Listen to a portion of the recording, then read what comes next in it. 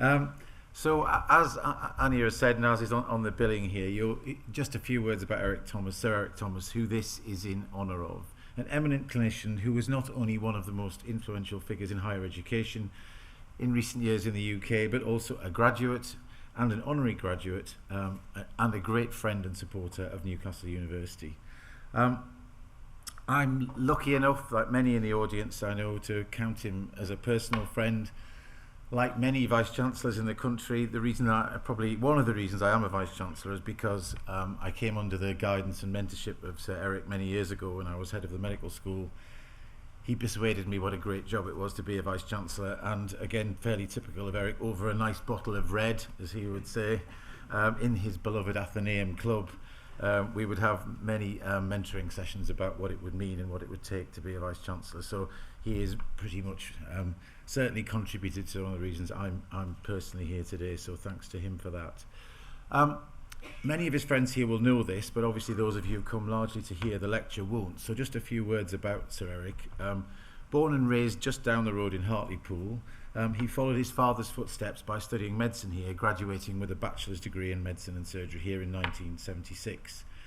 He did much of his medical training at Newcastle General Hospital, and it was also here in Newcastle that he met his wife, Narelle, and I'm very pleased that Narelle and Eric's family and some of his many, many friends are here with us this evening, including many from the famous year of 1976, where out of, I think, about 120 medical graduates, we have 3 Knights of the Realm, including Sir Eric, and the other 2 are here with us this evening.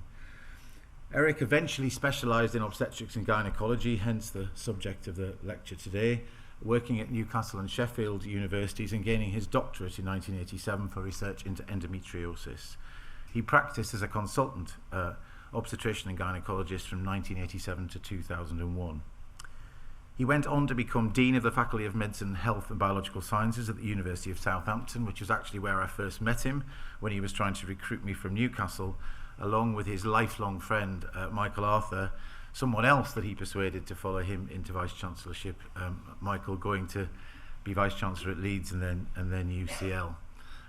In 2001, so relatively early in his career, he became Vice-Chancellor of the wonderful University of Bristol, top 100 ranked university, and Eric kept it there and grew its reputation for 14 years before he retired from that position in 2015. At Bristol, very relevant to this university, he championed inclusive education, leading a truly transformational agenda, introducing new admissions processes that gave students from poorly performing schools the opportunity to fulfill their potential, and that's something that we've very much taken an example of here. Perhaps, though, in general in higher education, he's most famous for his passion about the power of philanthropy as a force for good. He chaired the 2004 Government Task Force into increasing voluntary donations to higher education and authored the now famous Thomas Report, which 20 years on remains as the defining statement on the power of philanthropy to transform lives in universities. Countless students and research programmes in Bristol and in Newcastle and across the sector will have benefited as a result of the dedication he had in promoting the importance of philanthropy in higher education. When we launched our first ever institution-wide philanthropic campaign, he was the obvious choice to be chair of our advisory board. To date, that campaign, within 3 years, has raised over 100 million and has directly supported students and research, all thanks to Eric's inspiration. He was knighted in 2013 for his services to higher education, and sadly his premature death from cancer in 2023 at the age of 70 was a huge shock for us all, a huge loss to society and higher education. He's very much missed around the country, around the world, but very much so here in Newcastle, where he started his medical career. But his legacy lives on. We are extremely grateful for the support he so generously gave to us during his lifetime, and it is with great pride that I hand back to Anya to introduce our speaker, Professor Dame Lesley Regan, to give this first Sir Eric Thomas Memorial Lecture in his honour. Thank you.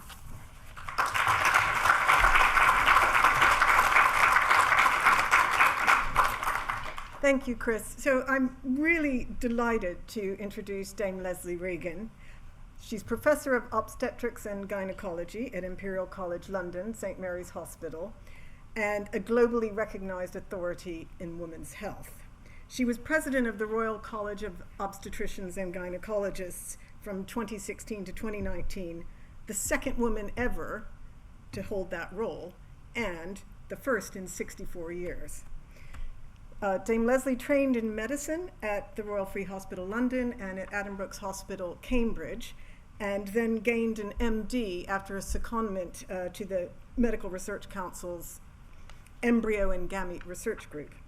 Since 2020, Dame Lesley has chaired the charity Well-Being of Women, which promotes research, education, and advocacy for women's health across their lifespan.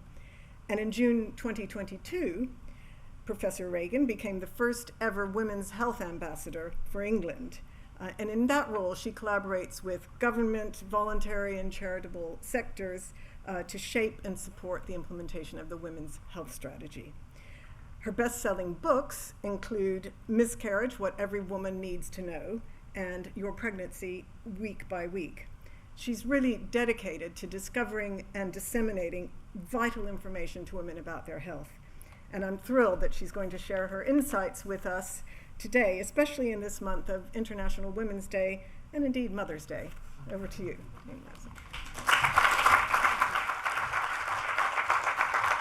I'm going to stand over here. So thank you to Anya for a lovely introduction. I'm going to treat this lecture as a celebration of Eric's life and his enormous influence on me. I deliberately didn't give you a load of dates about where he was and what he, because you all know that extremely well. What I'd like to do today, and I hope that he would enjoy it if he was here, is to talk about the fact that he was a devoted husband, a very proud father to Rachel and David, a very, very proud grandfather, a passionate Geordie, an Arsenal supporter. But what I want to talk about is the incredibly loyal friend and the superb mentor that he was to me. And I think that's an interesting, because he and I are roughly the same age. I'm a little bit younger. And I notice I keep talking about him in the present tense, Narelle, because he's still very much with me, which was what was being said earlier in the earlier reception. But what I really wanted to emphasize today was his extraordinary support for women in medicine and women in academia. And it came at a time, and I don't know where he got the wisdom from, but it came at a time where it was extremely difficult. And I know that because I was the first ever female obstetrician and gynaecologist to go to Imperial, and I had terrible problems for one of your ex-vice chancellors, Chris Edwards, trying to get the chair. But that's a story perhaps for a drink later on. I won't go into that now. But Eric was incredibly supportive. And for example, when I took on the presidency of the RCOG, and I told him what I wanted to do, he said, right, I'm going to get myself voted onto the Board of Trustees so that I can be there at every meeting to support you. And he did. And as I'm going to tell you about when I published my report called the Better for Women report in December 2019, it was a cold, wet night. We were in the House of Commons, in that library place that goes beside the river. And he came all the way up from Southampton, or from Romsey, and then all the way back. But by the time he got back to Waterloo, he'd already texted me to say, good one, girl. But I can't do the accent, but it was probably something like body lass, wasn't it? So it's an enormous privilege for me to be here. I confess I had a bit of imposter syndrome on the train journey coming up, thinking, oh my God, all these very important people in academia are going to be here. But I'm going to hope that Eric will appreciate what I've said about him and will also like the topic, because he was such a great supporter of women, and I think this is just a lovely, lovely Chinese proverb. Women do hold up half the sky. My personal view is they hold up a lot more than that, actually. But they are 51% of the population, 49% of the workforce, although I'm told that's now out of date. They undertake more than 2/3 of all the unpaid caring roles in our society. And what I wanted to talk about now is my reflections on the last 15 years or so and how many women's health publications there's been. These are just the ones that I got roped into or was party to or edited or made a contribution to. And it goes back to 2011 when I think Eric was still on, he was still in Southampton then, wasn't he, to 2011? And we had this report from the RCOG, and it was basically warning us all that we needed to address the core women's health services and maintain them in an era of super specialisation. and we flagrantly ignored the advice and the recommendations. I'll come on to that in a moment. And then in 2015, Sally Davis, who was the only ever female chief medical officer, decided her annual report would be about the health of the 51%. And I'll come back to that in a moment. The Better for Women report that I just mentioned and that Eric was there at the launch. And then another report that I did with Claire Gerarda in the hope, this was during the COVID lockdown actually, in the hope that we could get some more traction. But they all basically say the same thing, that women have been repeatedly disadvantaged throughout history, certainly for the last 20 years or so. And I think we now have to put our minds to changing that. So this was the publication with Sally, and I recruited a young Pixie, Ed Mullins, who's now my consultant colleague, we wrote this report about the missed opportunities. And we talked about preconception care and how important it was. We've ignored all that.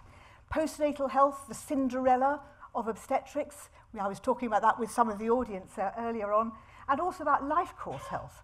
And so Sally was actually quite original when she said we've got to think about this across the life course. And at that time, 2015, when it came out, I was then the vice president at the RCOG, and these were two of the secretaries of state that I dealt with in that time period. You'll recognise them both. And I was always saying to them, we really do need to have a women's health strategic plan because it's really bad. And then Jeremy Hunt in particular would always say to me, but I've just given you another 2.5 million or something. And I said, yes, but that's for maternity. And so what I think I managed to persuade him, and subsequently his successor, Matt Hancock, was that actually we've got past the handmaid's tale, and that women are not just about incubating and dropping babies. Even if we ignore the fact that the postnatal period is a Cinderella, we really do need to think about them across the life course if we're going to improve things, and most particularly if we're going to improve the maternity issues that which hit our newspapers on a regular basis and are really quite scandalous. So that Better for Women report was unusual because it adopted this life course approach, and we talked about access to accurate education and information, prevention and empowerment of women to be part of the solution, and fragmentation and access to services. But the primary recommendation was that we must have an NHS-led women's health strategy. And as Eric was texting me that, congratulations girl, over the line this time, that's really good, in December 2019, I sort of naively thought that I'd spend the next few years sort of drifting into semi-retirement and trying to implement the various aims and recommendations from this report. And of course, no one knew that in March the following year, we would all be in lockdown. So what can I say? We were paralysed for at least a year. And I'm going to come back to that in a moment. And then the Women's Health Strategy for England, there was a call for evidence launched in March 2021. They always launch these things on the 8th of March, which happens to be my birthday, but it's also International Women's Day. And the strategy was planned for publication a few months later. Problem was that they hadn't anticipated how much of a response they would get. And they were deluged by women's voices and evidence of the gender health gap and the growing disadvantage. And what's so foolish about all this is that, in fact, if we think about this life course, most of women's healthcare needs are entirely predictable. So the vast majority of occasions when the women in this room will go and see a healthcare professional, they're not actually ill. You're not actually ill when you're pregnant. Well, most women are not. You're just trying to have the best possible outcome. And if you look at this slide, I think what's really important to see is that it's not all of those things like endometriosis and all these extraordinarily complex diagnoses that are really important. What's really, really important to women is menstrual health, because the average age of menarche now in this country is about 11 years. And that means that those 11-year-olds are going to start having 12 periods a year for 40 years of their lives. Because most women are only going to be pregnant for 2 or 3 years maximum. Even the women that come and see me in my miscarriage service, they're not pregnant for more than that time. Now, I'm not saying that maternity isn't very important, it is, but we have to get politicians and policymakers not to look at women's health through a maternity lens and to realise that maternity is a part of the journey. And of course, what happens before and what happens afterwards are very much linked up. So, of course, if you're going to menstruate all that time, and I don't know anything else that happens to a human being that frequently during a life course, you also need to have contraception. not just contraception for preventing pregnancies or for reducing the number of abortions, whatever your views are about that topic, but also because there are so many contraceptive preparations that are actually going to be helpful in controlling menstrual disorders. And problem periods is the most common thing that women go to gynecologists to see. 1 in 3 referrals will be for problems with periods, which until very recently we didn't talk about. I've just mentioned to you about pregnancy care. Only 4 out of 5 women now end up being mothers. The thing that I spent all my academic time with is this tiny little bit down here. It really is a bit inconsequential. And then, of course, when I came out of medical school in 1980, women disappeared from view at 50 because they became post-reproductive. And what I want to emphasize is that this post-reproductive time interval is getting longer and longer. I'm probably one of the first generations of women who will be living at least as long post-reproductive as she was reproductive. My actuarial lifespan is about 85. My twin daughters are 32 now. They're likely to live till they're 100 unless they have an accident. And what we've got to, I think, educate our public about and ourselves is that actually the thing that kills women is not cancer, it's the complications of heart disease and the complications of osteoporosis and frailty and dementia. And probably a bit of all three. And personally, I'm hoping that I get the dementia first, which is a bit unfair on my daughters, but I thought then I might not suffer quite so much from the other things. So I'm going to move on. So remember I was telling you the evidence was, the call for evidence was launched in March. It took 18 months, not 3 or 4 months, to get it all together. And then they appointed me in June 2022. After a drink later, I'll tell you about the funniest interview I've ever had with one Boris Johnson, but that's not obviously for public now. And I was appointed as the Women's Health Ambassador, and the moment that I got appointed, they then sent me the draft strategy. And it really was rather extraordinary reading. And I said, but there's no implementation plan. It was, 128 pages or something of aspiration and hopes. And they just looked at me and said, yes, but that's what you're going to do. So that apparently is my job, to implement the women's health strategy for 51% of the population. Now, you'll recognise, I think, some of you, that there's been quite a tricky time since June 2022 when I started. We've had an awful lot of churn amongst the previous Conservative government. I'm completely apolitical, so I'm not going to make comments about their beliefs or whatever. I'll give a prize to the person who recognises which of those Secretaries of State had two terms at that office. But the two I want to call out, though, are Maria Caulfield, who is at the top there, who was the Minister for Women's Health, well, no, not for Women's Health, for maternity, but she dealt with women's health issues for many years. But most particular, Victoria Atkins, who I think was the last Secretary, well, she was the last Secretary of State, and I personally think had the biggest verve and belief in how important it was to get women's health right. But then, of course, overnight things change, don't they? So this is a horrible slide, and don't worry, I'm going to gloss straight over it, but this is the health challenges that women face in 2025. And 2 things happen when I show this horrible slide. Don't worry, I'm going to break it down now. Is people say to me, well, which country are you talking about? And then, have you got the date wrong?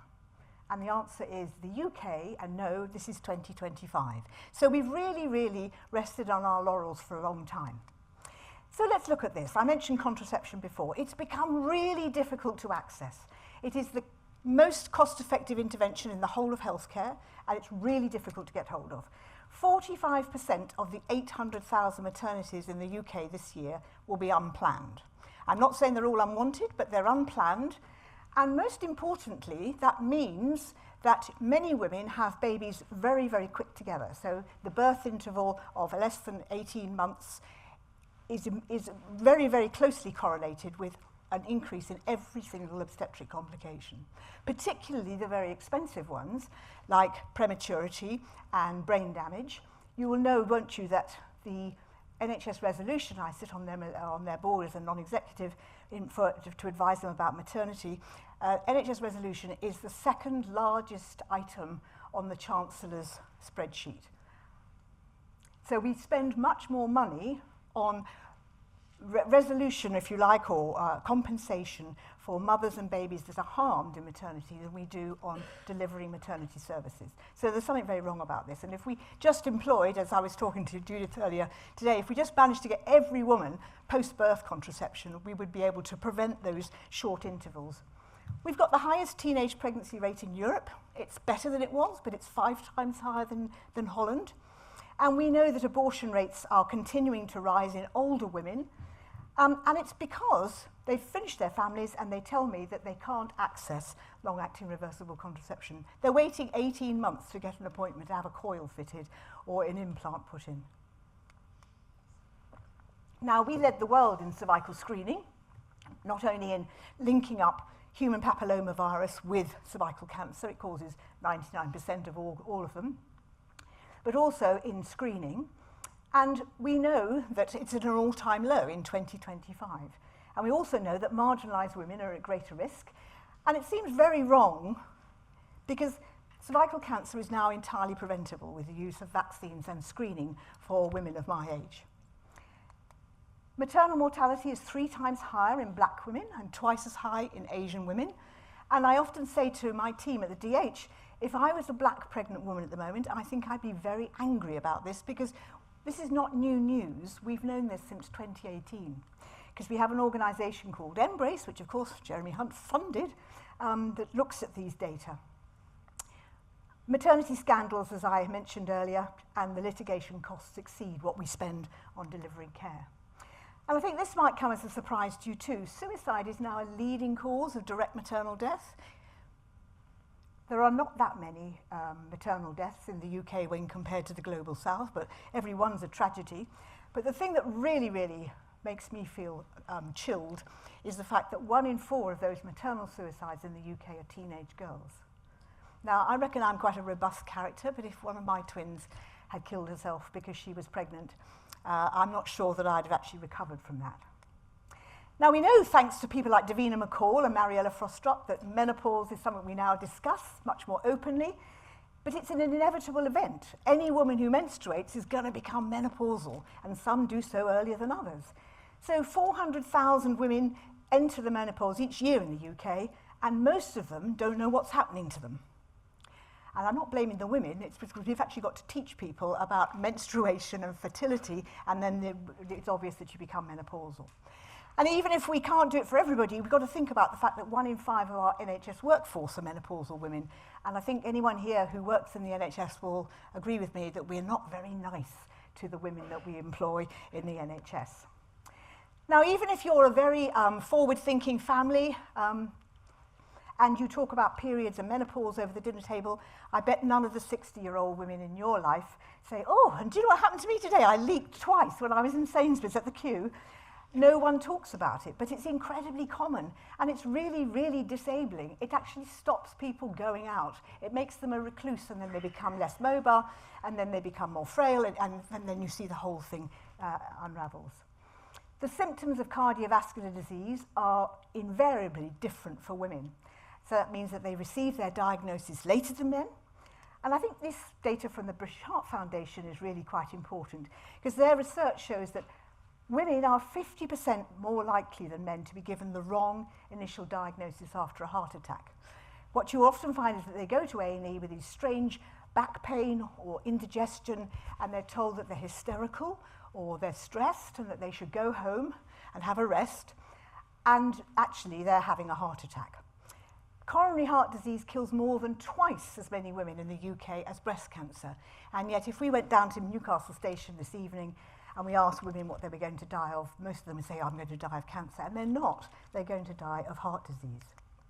And then osteoporosis and frailty, well, it affects women disproportionately. 21% of females become osteoporotic, only 6% of men.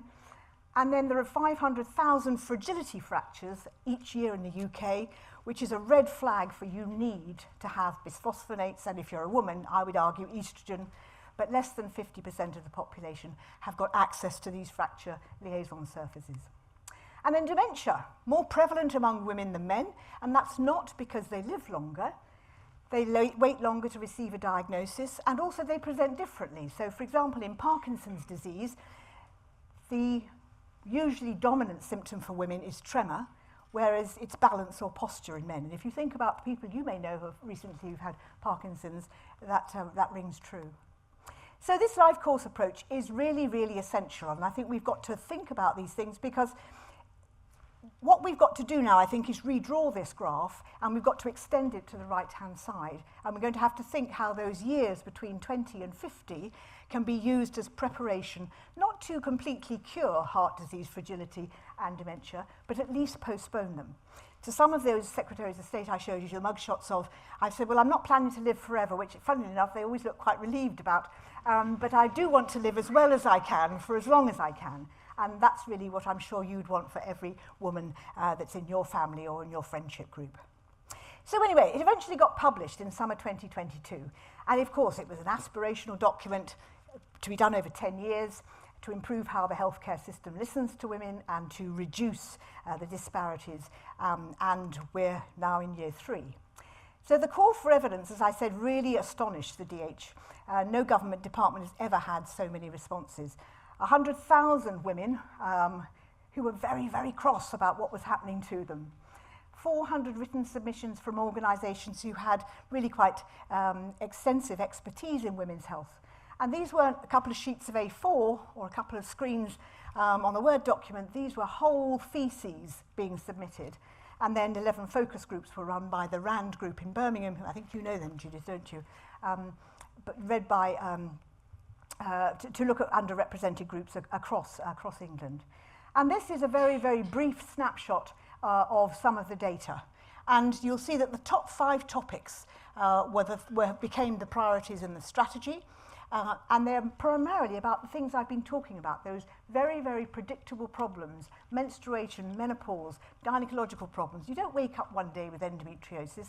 You have endometriosis when your painful, heavy periods have been ignored or neglected for a long period of time. But I think the really upsetting thing for many people, or many of the civil servants of the DH, was that less than 10% of the women said they had enough information about gynecological conditions. 84% said that they had been not listened to, or dismissed, or ignored, or told to buck up and to suck it up, basically, by healthcare professionals. And a large percentage of women in work said that a health condition or a disability from that very boring, if you like, or mundane list that I showed you just a moment ago had impacted their experience in the workplace. So the strategy has 8 cross-cutting themes. And we've been working on all of them. My biggest concern at the start in June 2022 was access to services for the reasons that I've mentioned to you earlier. And these were the 7 priority areas. And I think it's interesting that menstrual health and gynecological conditions now features as the absolute priority, and it never has done before, despite all those things I was saying to you earlier. The 2 that worry me most are these 2 at the bottom, because the health impacts of violence against women and girls is enormous in terms of a public health cost, an NHS cost, and a mental health cost. And it's the only condition I've ever come across since I qualified as a doctor that has no boundaries. So it affects 1 in 3 women or girls across every socioeconomic, educational, geographical, every community. And there will be women in this audience who that may be a triggering comment for. And I think that's really a quite, oh, goodness me, I'm sorry, I don't know what happened there. Sorry, this should say year 1 priorities, and the year 1 priorities were to set, I wonder if I can move that, perhaps I can't now. No, I can't. So, okay, I'll go back again. So number 1, it should say that we were implementing women's health hubs to try and wrap services around women, so one-stop shops. They don't necessarily have to be a single place, and I'll come back to that in a moment. Improving information provision on women's health. Well, I know that the NHS website is not a sexy, interactive place, but it has to be black and blue and white, and it can't have movies or animations or whatever. But I can tell you that now there are 100 different topics on women's health, all pulled together into a hub called Women's Health. And although it's not interactive, it has got links to interactive things, and it's a lot more comprehensive than it used to be. Supporting women's health in the workplace, care following pregnancy loss. You will know that women are now, or couples are now able to access a certificate if their baby died before 24 weeks, which is when you're eligible to have a certificate, rather a birth certificate, and that has been enormously successful. We're trying to improve access to fertility treatment, which is a postcode lottery. And when we launched the hormone replacement therapy prescriptions, the website crashed within a couple of hours. So this was back on, I think it was April the 1st, 2023. And basically, for the cost of a single prescription, women can get a year's worth of hormone replacement therapy if it's suitable for them on a single prescription. And there are many women I see, particularly up in this part of the world, because I've been up to the North East and North Cumbria Integrated Care Board on several occasions. Many of the women tell me that's the first time they've ever been able to access this because of the cost.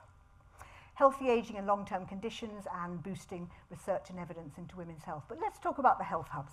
So again, on the 8th of March, 2023 it was, we suddenly found 25 million had arrived. I was rung up by the press office 7:30 in the morning saying, could you respond to the quote that's going out? And I said, oh yeah, I'm so sorry, did I miss it? No, we only sent it at 3 o'clock this morning.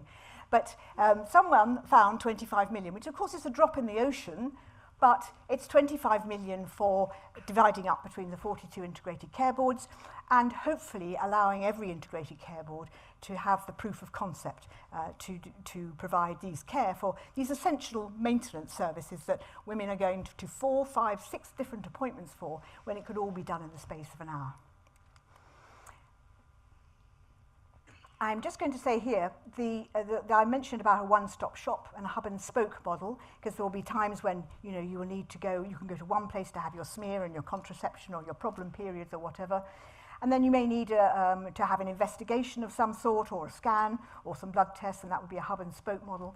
But the most important ones, as I'm going to come on to show you, most effective, have been the virtual clinics, or hubs, in which senior staff, senior medical, nursing and administrative staff and a general practitioner basically sift or triage the referrals. And if you do that, you can actually point people to the right place.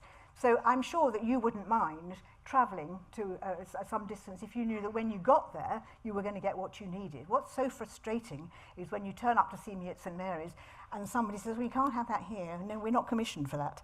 And I think that's a problem. Now, up in Manchester, they've got pop-up clinics, and they've got buses which they've redesigned, and they're going around the various train stations, looking after homeless, drug-addicted women, sex workers, and travellers. Incredibly successful. Many of those women are illiterate, but they always know when the bus is coming. It's called a bush telegraph, I believe. So supporting those was the 25 million. We've then established a network of women's health champions across every one of the integrated care boards to help the implementation and to share good practice. And we actually meet up monthly. I thought we'd meet up 3 or 4 times a year, but they want to meet up monthly because they need support to do it. So that's great. We've published lots of resources to support that implementation and hosted webinars to share good practice. And I'm very keen on them telling us what went wrong as well as what went right, so that we don't all make the same mistakes.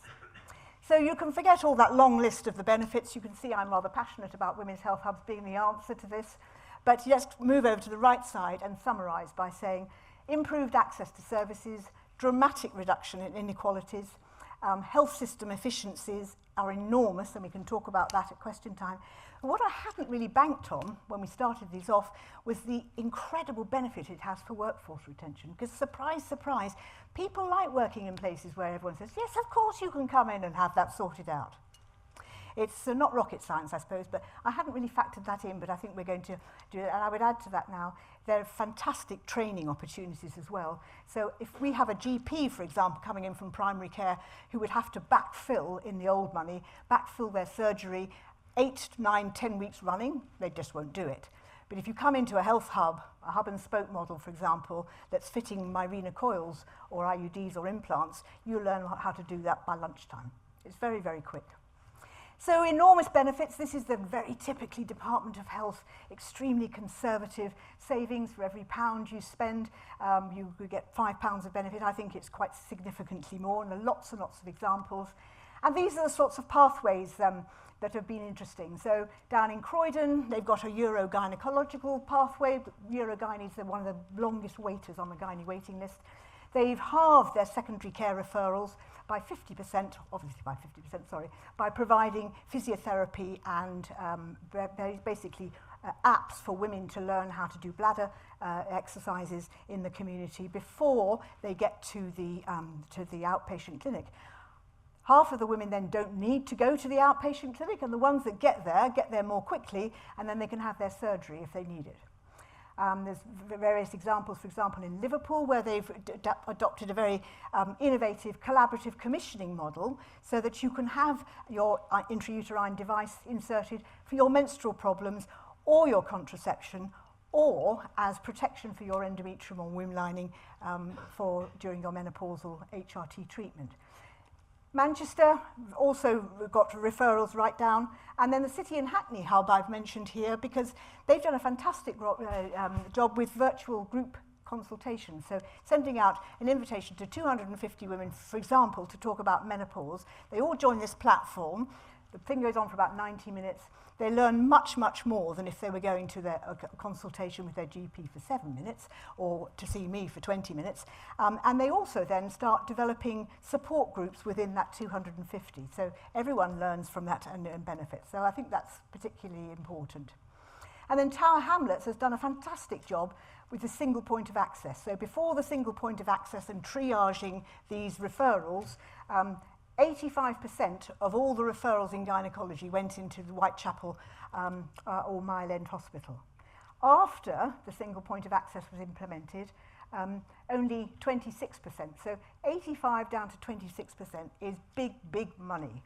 So if we argue, or if I was to be in the Treasury at the moment, it costs about £500 for you to go to see somebody in secondary care hospital in the outpatient clinic. A lot more if you become an inpatient. And the figure that they probably put on a primary care or an intermediate care assessment is about £50. So you can see how incredibly cost effective it can be. So I'm hoping that what we're going to be able to do is provide long-term savings for these reproductive issues, because I know how to sort those out easily. And then we can then shift the money that we save into the longer-term problems that we've really got to do much more research and investigation into. So all of those things you should be able to do very close to home and not requiring secondary care. So year 2, things did start to change, and I found myself asking why. Well, first of all, Dr. Sue Mann was appointed the first ever National Clinical Director at NHS England. I don't know if any of you have worked at NHS England, but it takes quite a long time to turn that tank around. Anyway, she's been an absolute godsend. She arrived on April the 1st as well, so she was an excellent April Fool of 2024. And now we've got 2 of us implementing this. We've developed quite a lot of charity partnerships. When I first turned up at the DH, they said, oh, no, we couldn't possibly collaborate with Wellbeing of Women. We just don't do that sort of thing. And we couldn't possibly collaborate with pharma. And I think now people are realising that actually we can't afford to say things like that. We can do this. We can organise the governments. I'm going to tell you a little bit about the Women's Health Collective, which I think is a unique group of women, marginalised women. We've got new political leadership, and you will know that their manifesto pledge, their triad, and I'll come on to it in a moment. And then there was my wake-up call, and I suddenly thought, and I'm going to show you why I thought this, we've got to stop admiring the problem. We've actually got to do something about it. We've had all these reports for in the last 15 years to my certain knowledge, and I haven't got that much longer or energy to do it. And these were the 2 reports that really, really triggered me into thinking, we've got to stop looking at this. You know, that LARC prescribing was the lowest in the most depriving areas, that there are rising rates of abortion associated with deprivation, that HRT prescribing is twice as high in affluent areas compared with deprived areas. And then there was this one, similar stuff coming out again out of NHS England about the proportion of female patients aged 45 to 55 on HRT, all organised by decile of deprivation. So I said, well, okay, we've got to actually do something about this. So this is the Women's Health Collective. It's now a group of 90 representatives from marginalised groups, also some men in there, as you will see. All of whom, and it started off, I think, looking at ethnic and racial, ethnic, religious and cultural groups, but it's now got much broader. So we've got neurodiverse groups. We've got every form of physical disability as well. And they've already done enormous amounts of good work in actually co-producing information and co-producing pathways for women. So there's a terrible tendency with government and policymakers to say, oh, we'll invite Narelle and we'll ask her to have a little look at this. And she says, oh, yes, that's fine. They say, right, we've co-produced it. Marvellous. But co-production is not that. The co-production is sitting down in a room with a blank sheet of paper and not presuming that the woman in front of you wants to have what you want to give her, and she might want something totally different. You have to listen to her. And then I've got lots of charity partnerships, as you mentioned in your introduction, Anya. I've chaired Wellbeing of Women, and we've run 2 campaigns now in the last 4 years, which have been incredibly successful, and I think really have changed attitudes. So first of all was the Menopause Workplace Pledge, and more than 3,500 employers have signed up to it with some big names, as you'll see at the bottom of that. And then last year we started our Just a Period campaign, Let's Call Time on Heavy Painful Periods. And at our launch event of the Period Symptom Checker just a few weeks ago, again in the House of Commons, in that same room in fact, we had an enormous response to this. And as of, it says 800,307, but as of my last conversation with the chief executive of the charity, which was last night, she tells me now we've now got 14,000 women who have completed the checker. And when you get to the end of these very simple questions that have all been designed for anybody of any reading age to be able to understand, they then ask you for your email, and you put it in, and 5 minutes later, a letter comes back for your GP. Or your primary care physician or whatever, or your practice nurse. So if you go in now with this letter, instead of having to start from scratch and getting embarrassed, or the doctor hasn't got time, you've got all the symptoms down there, and then you can actually fast track things. So as I said earlier, key to progress is collaboration, and I wanted to just shout out, that's Sue Mann over there, if any of you meet her, who is the National Clinical Director, and interestingly, that's Rani Thacker, who's the current president of the RCOG, and lots of other also around. So we've got Mariella Frostrup up there and Davina McCall, who've done an enormous amount just by talking things up, I think. And then July 2024 comes, and it's all change again. And I want to give some credit to Baroness Gillian Merron, who's the lady in the middle, who has really taken on an enormous portfolio. She opted, after we talked about what was needed in women's health, to front up for the first time a women's health portfolio, separate to maternity, and also to take on mental health and patient safety, which is an enormous workload. But in fact, what's so crucial about that is that you can't sort any of those other ones out unless you've got all of them together and you've got oversight. And you know how siloed government departments and ministers can be. So their new manifesto, as we all have heard, hospital to the community, analogue to digital, sickness to prevention. I mean, no one's going to disagree with any of that, that's fine. I mean, of course, things have changed a little bit. I was in the US at the UN meeting on the Commission for the Status of Women 10 days ago, and I woke up one morning to hear that the NHS England had just been disbanded. So, I mean, I'm not quite sure, but, you know, rest assured, I'm not going anywhere. Sue Mann's not going to go anywhere. We're just going to carry on. I'm a great, great believer in great things come out of a crisis. And you just have to look hard for them, so we will find them. And then apart from those things I said, the collaborations, the new political leadership, my wake-up call, stop admiring the problem, were the myth-busting reports. And that's what I want to spend the next few minutes talking about, because I think they're really important. So McKinsey, this was the December 2022. So this was a sort of a bit of a push to, you know, we've got to actually think about women's health and the drivers of your health and longevity.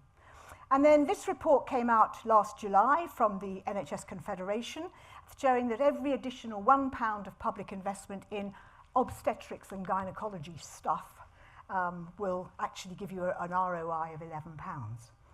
And that was also very important, but the real changer, I think, has been the report that came out in Davos in January 2024 from McKinsey again, showing that you could close the women's health, or you could close the gender health gap, you would release $1 trillion of opportunity in the economy. And although I find it a little bit offensive that we've got to put a price on women's health to get action politically, I think one's got to be pragmatic and say, well, okay, if that's the game, We've got to get really, really good at playing it, and that's what I'm trying very hard to do now. So I rather cheekily asked the McKinsey team whether they would do something for me in the UK, and I'll show you what the outcome was in a moment. So what are the underlying reasons for this health gap? Well, first of all, there's a real poor understanding of sex-based differences of treatments. We haven't got sex disaggregated data. Several people are nodding at me here. There is a lot of data gaps in women being undercounted, and I'll show you some, I think, amusing examples of that in a moment. There's a much lower uptake of treatment amongst women, and I'm not sure whether that's that they don't take them up or they're not offered them, and I think it's the latter. And then there's a very, very low investment in female-specific conditions, apart from cancers and oncology. So this is the lower uptake of intervention. So I don't really understand why it is that you're 3 times more likely as a man to have your heart zapped or resynchronized if you have a heart rhythm, or an arrhythmia rather. And why it is that there's a 28% more higher likelihood for men to undergo a hip or a knee arthroplasty. I mean, some people have said to me, somewhat cynically, I think, well, perhaps that's because most orthopedic surgeons are male and they can empathise with the guy who's having a problem with his hip and he needs to play golf again. I don't know, or others say that it's because women don't complain enough about it. But there was a 68% lower uptake for women of some quite normal day-to-day interventions. And then this is the one that I find really very funny.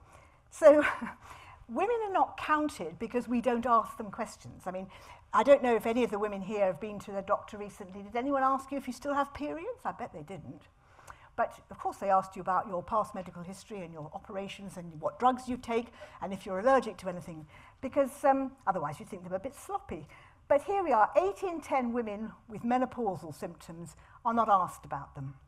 Whereas erectile dysfunction, a problem that I think only affects men, 3 in 10 men are not documented, so 7 out of 10 men in all consultations over the age of 60 are asked whether they've got any problems with erectile dysfunction. And then you know the data for endometriosis and PCOS. So we've got a real problem about counting things that are actually important as opposed to what our predecessors thought were important. And this deep dive on the lack of funding is really shocking.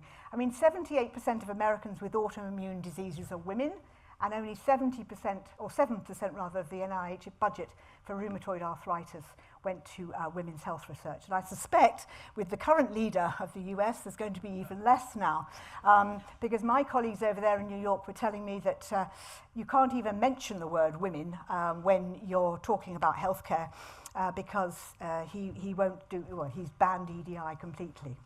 So women are 50% more likely to die in the year following a heart attack than men, but only 4.5% of the NIH budget for coronary artery disease went to specific focus on trying to find out why that was in women's health. And then I think the McKinsey reports and the Deloitte and the NHS and Fed report have also helped us to debunk 4 really important myths. That women live longer than men, so they're healthier. No, they're not. They live longer and they spend much longer in poor health. That women's health gap is concentrated at the end of life, and it's not, and I'm going to show you. That women's health is just sexual and reproductive health. Well, I think I've persuaded you about that's not true. And that women's health is a niche market opportunity. And I find that one particularly vexing, because I can't understand how 51% of any population can be niche, but there we go. That's how it's done. So this is the data that McKinsey gave me from the UK. The years lived with disability are 19% higher than women than men. And that more than half of the woman's health gap affects women during their working years, which is why it's so important to have these conversations about menstrual problems and other disorders and pain, because it's the 20 to 50-year-olds who are actually not able to carry on working and are actually dropping out of the workforce. And the figures, these are, as I say, all figures calculated just for the UK population, not globally or for the US. And this, I think, is really important, and that is that we know that about 56% of DALYs, which are disability-adjusted life years, stem from conditions which are impacting women either differently or disproportionately. So you can simplify this slide by saying 5%, which is the pink blob on the left-hand side, of ill health in women are the women-specific conditions, the things that I've been talking about that are so simple to solve. And the other is all about disorders that affect women disproportionately, such as migraine, premenstrual tension, autoimmune diseases, or they affect women differently, such as cardiovascular disease, porosis, osteoporosis, and dementia. And there's only 43% of conditions for which there is no current evidence, but remember, we've not sex disaggregated data, so I think it's just that we haven't got it yet, that women are affected disproportionately or differently. And you'll know about the recent data with, in lung cancer and bowel cancer, which shows that women have disproportionate tendencies to those in particular situations. And then this is the lovely one about the niche market.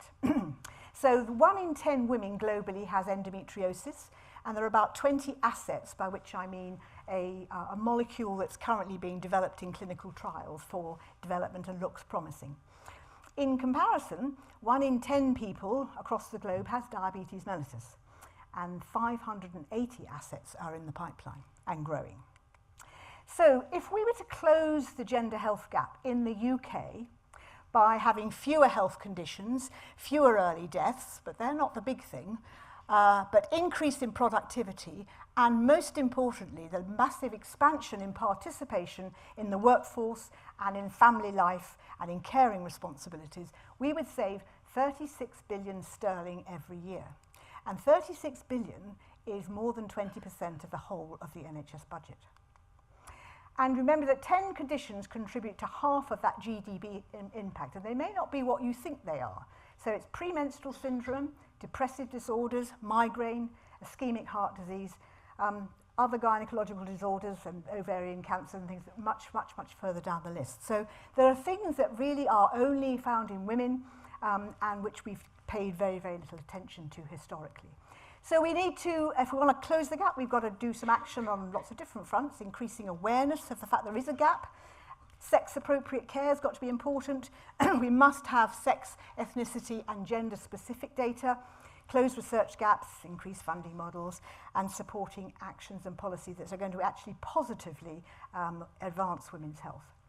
And this is a report that came out of the Royal College of O&G just a few months ago, showing that the waiting list in gynaecology is one of the highest in the country.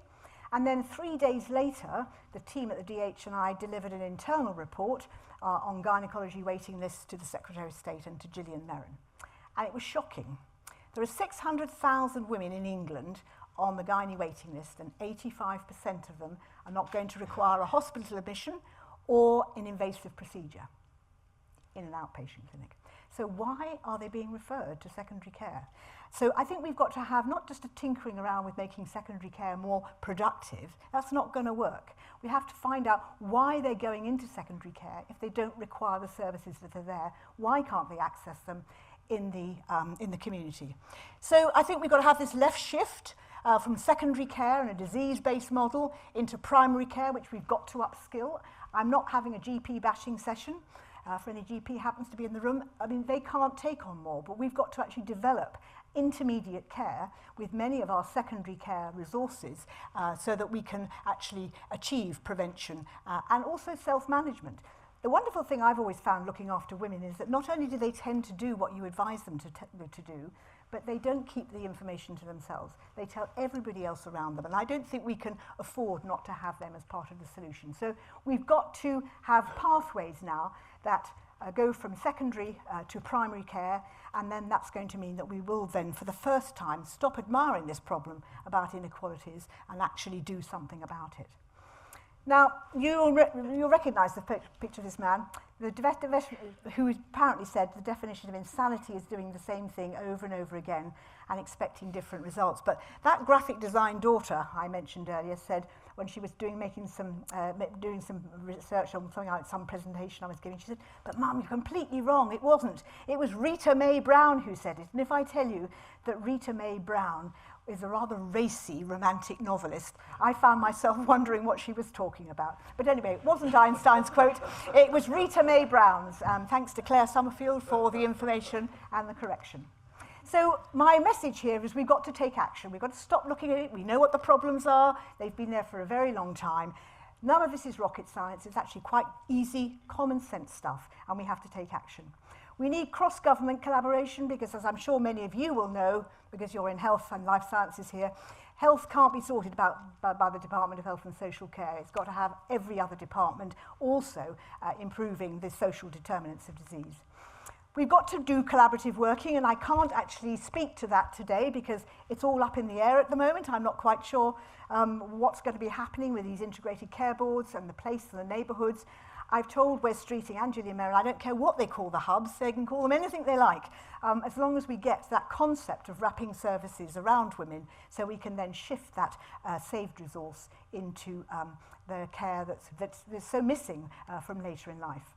So these are the strategic priorities for 2025, and they're basically that government manifesto, but also Merrins wanted to insist that this last one, putting women's equality at the heart of the government's missions, was included, which she fought very hard for, and I think good for her.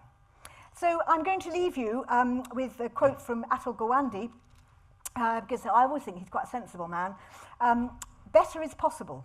It doesn't take genius, it takes diligence and clarity, and it takes ingenuity, but most importantly, it takes a willingness to try. And I think that's the thing that we've got to really try and impress on people, that if we want to get different outcomes, we've got to try differently. So I think that every nation needs a women's health strategy because, as Eric was supporting me when he came to that Better for Women launch, when we get it better for women, we get it better for everybody, and we get it better for less money. And I think that has to be quite a priority now in this current very difficult fiscal time. So I'm going to leave you with that, just with that lovely, lovely quote again, that women hold up half the sky. And I just hope that you'll join me in trying to do your bit to close the women's health gap. Thank you very much.